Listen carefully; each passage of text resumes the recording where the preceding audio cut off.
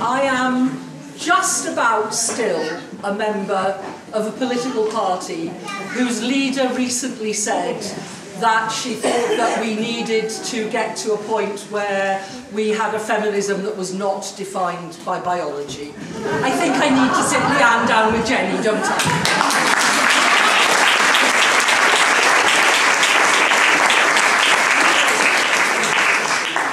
So, Raquel, welcome. Croeso I Cymru, welcome to Wales. We're very glad to have you with us. If you'd like to introduce yourself. Okay, well, hi, my name is Raquel Rosario Sanchez, and I'm from the Dominican Republic. That's how I introduce myself here. I'm a writer for Feminist Current, and I'm currently doing a PhD at the University of Bristol with the Center for Gender and Violence Research. So, thank you everyone for being here. I understand that it is likely that a lot of you faced a lot of pressure over your decision to come to this gathering, and I would like to thank you for being brave enough to attend. And I would like to thank our venue for hosting us. They don't know yet. Eventually. I would like to thank our venue for hosting us, but given everything that happened today, I would very much like to thank our venue for standing up for women's rights and for our political rights to hold political meetings and discuss public policy that affect our lives.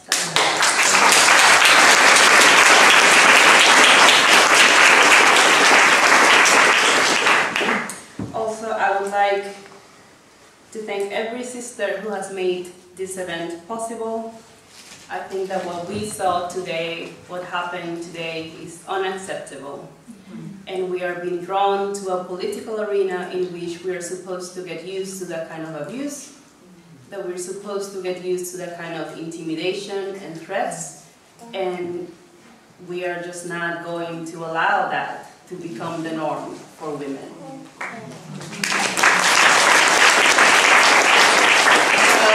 In England, you are celebrating 100 years of the suffrage, which allowed some women the right to vote, and then eventually every woman won the right to vote. But it's not just the right to vote. What women in England won was the right to political participation. And it does no use to be able to tick a box on the ballot box when you go to vote if you don't engage in political conversations. And that is what we're doing right now. We are engaging in a political conversation. So this speech is going to be very personal for a number of reasons. I was going to do, I had a couple of slides, and it was going to be like a little, like a walkie speech, but I don't have the slides. I was going to show you a box of tampons, and then, but now we don't have the projector, so just imagine a box of tampons. Okay. Yeah, so I wanted you to see my box of tampons that said, "By women, for women." Because, and yes, I was going to begin my first political speech in English by talking about tampons. Because I think that this is something that we are all, look at that one over there. Thank you. Okay, because I think that that is something that we can all recognize. That we know how important it is that something that is so intimate to us should be made for us and about us. But today we know that it's not just our reproductive systems that require special attention. Female biology is more than reproductive health, it is more than reproductive justice.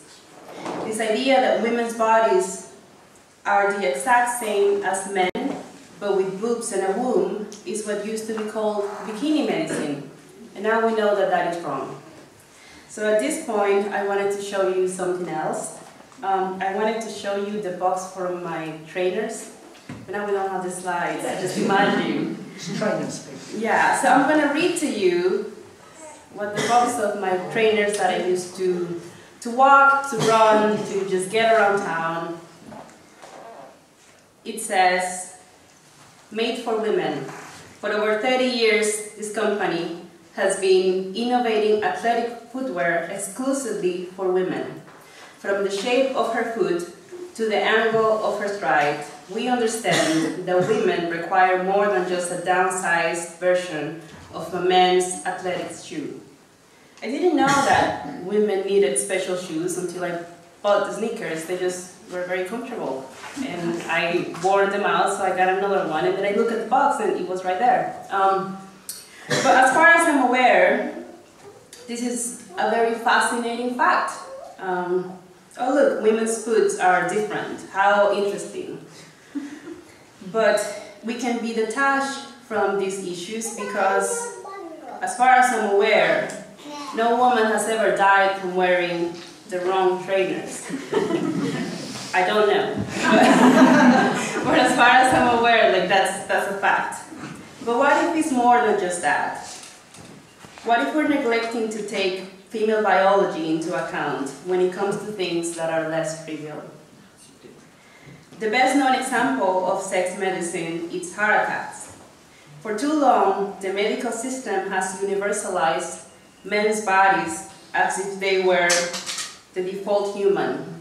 And we have the reference of, we have this reference man that is like 30 years old, 154 pounds, maybe like 5'7".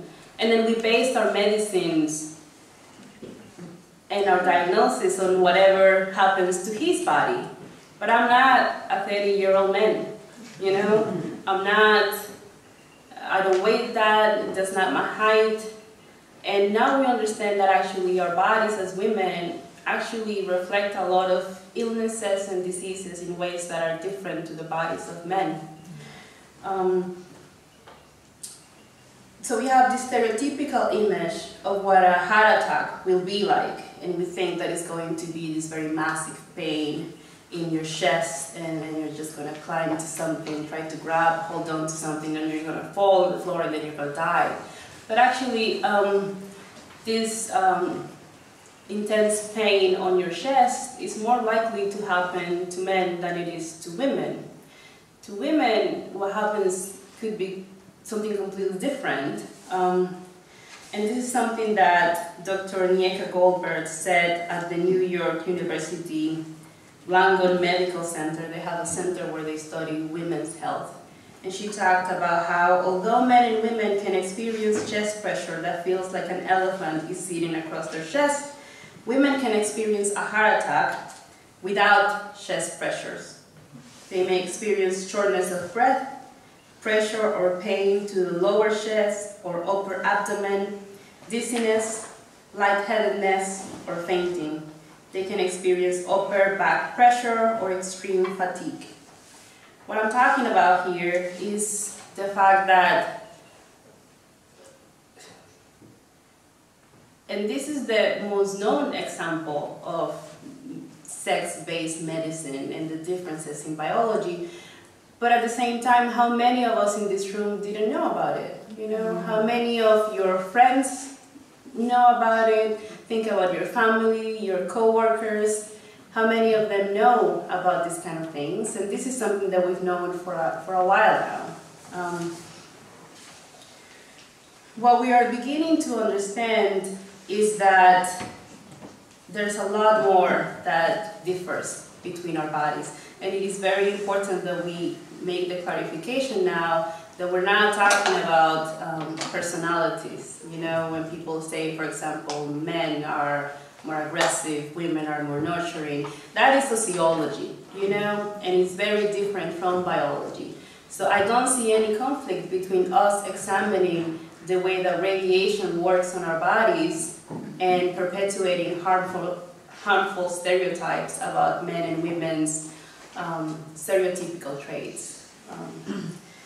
So we are beginning to understand that stress and mental health issues have a more pronounced effect on the bodies of women when it comes to heart disease. Why specifically women? Well, because in women our blood vessels constrict, but in men, mental health causes a rise in blood pressure and heart rate. Our women blood vessels constrict differently than men when we are subjected to stress and mental health distress. Obviously, these results are not universal and they only show possibilities, probabilities, and likelihoods, not generalizations. But the only way for us to investigate further is to do more comparative studies. And this is the catch. For us to do these studies, then we need to compare men and women. And for us to be able to do comparative studies between men and women, then we have to have clear categories. And those categories have to be based in biology. So we have been drawn into this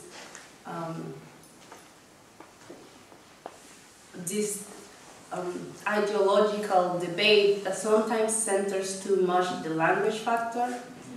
But actually what I would like for you to think about is that it's more than language.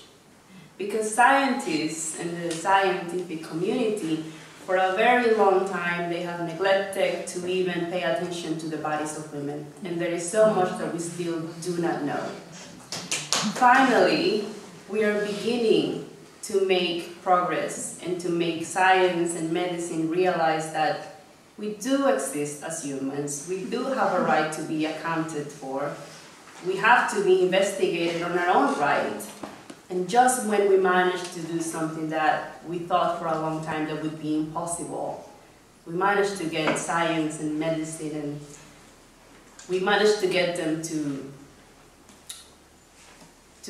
realize the harm that it was doing to women and girls. Just when we managed to do that, then we are about to lose, we could be about to lose the legal basis that we're going to need to do those clinical trials. And what we're talking about here is not just an itchiness, some vomit. We're talking about things that affect women's lives. We're talking about death, you know, on a number of women that are unnecessarily caused by our ignorance on this issue.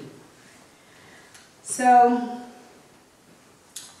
we need comparative studies between men and women. And if those two categories become mixed, then we cannot do those studies because our cells have a sex. It's not just the reproductive systems and organs that have a sex. Every single cell on our bodies has a sex. And if you're doing a study on a female population and you get a male cell on that trial, medical trial, then you cannot continue the study. You're going to have to start over again. And you know how difficult it is to get funding for anything that affects women, you know? So what we're talking about requires a lot of attention to detail when it comes to policies, but we cannot get to that point in which we're talking about the specifics of policies if we get drawn into a debate that is about mantras. So, as feminists and as women and allies, we simply cannot sit this one out. Complacency and silence is not an option. Cowardice is the antithesis of the feminist movement.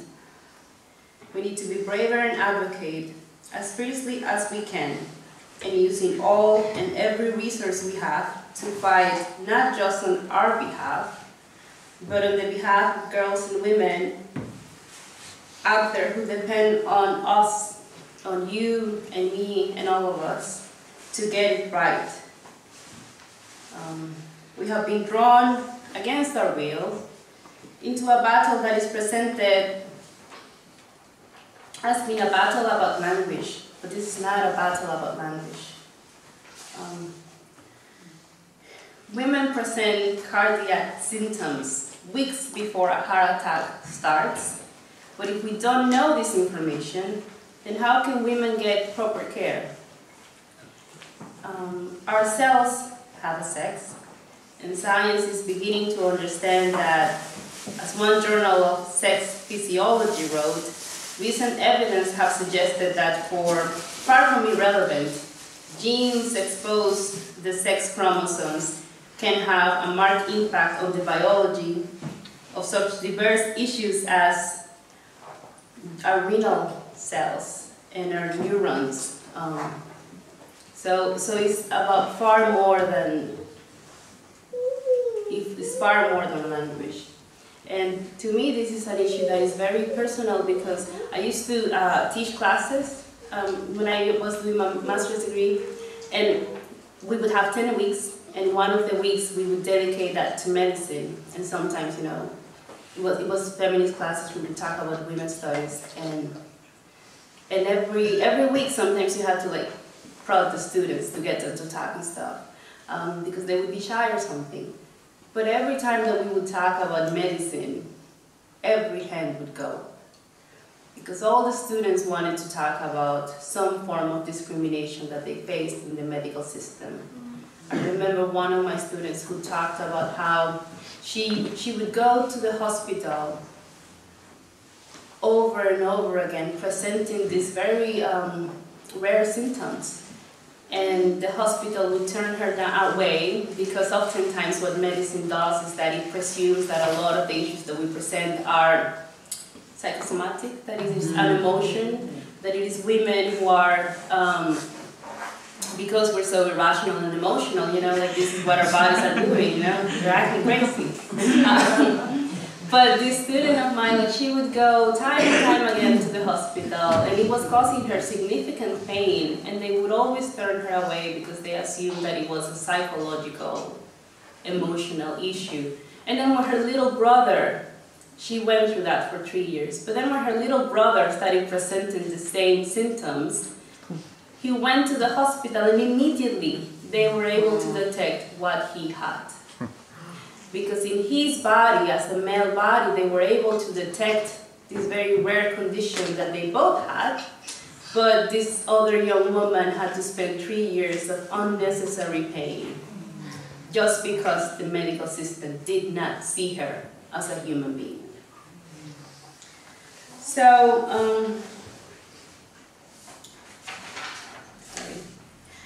this is a battle for the lives of all girls and women who deserve to be recognized as human beings, with distinct needs and in need of separate protections.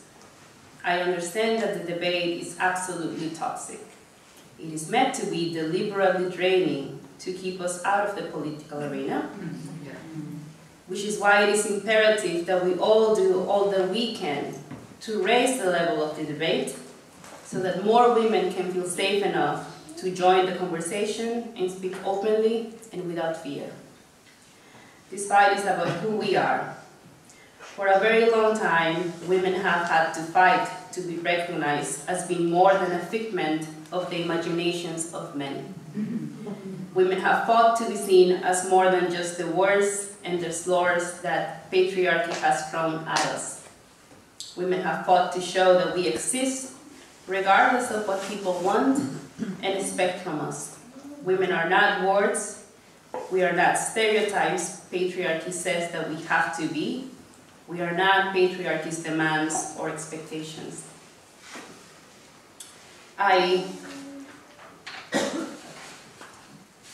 Women are not concepts, we are human beings, and we are not a collective bag of whatever other people want to make of us. Because we already exist as people, and it is not selfish to set a clear boundary around our existence. We cannot afford to get this wrong. The stakes are too high for all women and girls all over the world, and the fact that this meeting has taken place in secrecy, amidst threats and intimidation, in England, in Wales,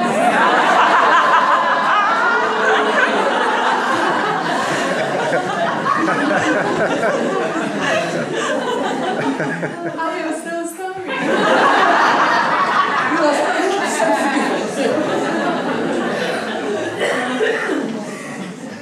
in Wales. Well, in England it's worse, you know. But that is unfathomable. We must must raise the level of the conversation, and we cannot afford to be cowards, because the lives of women and girls depend on us advocating on their behalf. This issue, the way that female bodies have been neglected and discriminated against throughout history in the medical system, is very personal to me, because it's very dear to my heart, because I think of all the girls and all the women who show up to the doctor. They don't understand what is happening to their bodies. They don't understand the symptoms that they're showing. So the doctors misdiagnose them or put them on treatments that are incorrect, that may have adverse and unnecessary effects on their bodies, and they continue to suffer unnecessarily, because to this day the medical system does not see them. It is heartbreaking that many of them will die unnecessarily. One woman that we lose because we fail to take her biology into account is too many. It is our duty to see those women and girls and to advocate for them. So also think about the fact that if you do one study and you find one biological difference between men and women, but then you have to do like 10 or 20 more studies. Then you have to do a meta-analysis. Then that has to become common knowledge among the people in your profession. And then it starts to be taught in the academy, and then it starts to get disseminated. But from the moment that we begin investigating our differences at this point, to the moment that it reaches the woman or the girl who is in the most remote village in the world, we're talking about decades, you know? We're talking about decades of us not understanding the effects of medicines, the way that illnesses are presenting themselves in women's bodies, and we're letting too much time go on without proper action. And now that we have the opportunity to do that research, it is heartbreaking that we're getting that opportunity taken away. So,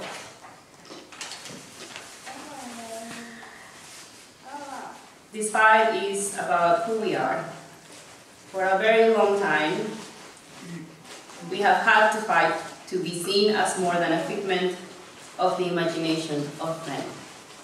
And that is this debate. I understand that this debate is difficult and toxic. They want women terrified of saying the wrong thing and thinking improperly. But they don't really police men's thoughts and behaviors that way, only ours. Yeah. It is a way to shut us out of politics, just like patriarchy has always done. In a weird way, there is something very reassuring about that. Because number one, we know this truth because patriarchy has tried it for hundreds of years, thousands. And number two, we know that we can defeat it. And if we put aside our differences and start strategizing together, united behind the urgency of how important this issue is, then we can and we will defeat it. As we leave tonight, when you find yourself amidst the backlash that will inevitably ensure from your decision to join this conversation, I implore you to think not just of yourselves, but on every woman and girl who deserves to have her body, her biology, her health, and her life recognized. That woman and that girl's health depends on a medical system that acknowledges that she is more than a derivative of men or a category on a form. If we want women and girls to live healthier, more fulfilling lives, then we need to start demanding, clearly and without concession, that the medical system recognizes them as human beings on their own rights.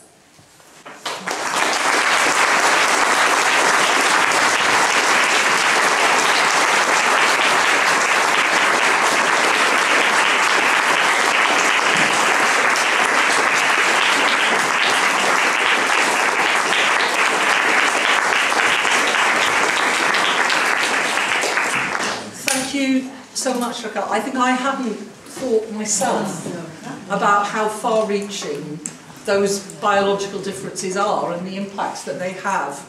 And you've certainly given me some food for thought, and you've also left me with that image, and Jenny said the same about us. You know, we cannot allow a situation to arise where our daughters and granddaughters have fewer rights than we have, and God knows some of us are old enough to remember the 70s and 80s and how hard it was to win some of those rights in the first place.